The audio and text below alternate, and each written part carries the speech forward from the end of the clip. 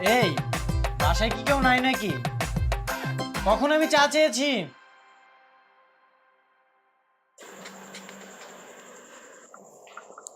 এই নিন আপনার চা। তুমি এসেছো, থ্যাংক ইউ। এই শোনো, তোমার সাথে আমার কিছু কথা ছিল। জি বলেন। কি ব্যাপার, তুমি ওদিকে ফিরে আছো কেন? তুমি কি কাউকে মুখ দেখাও না নাকি? না। বাহ, ভালো তো, পর্দাশীল নারী। হুম। তবে দাদির মুখে শুনেছি তুমি নাকি সবসময় পর্দা করো না। আমি আসার পর থেকেই আমার সামনে পর্দা করতেছো।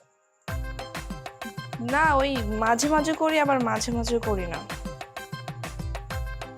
আচ্ছা যাই হোক, আমার কথা সেটা না, কথাটা হচ্ছে তোমার একটা হেল্প লাগবে।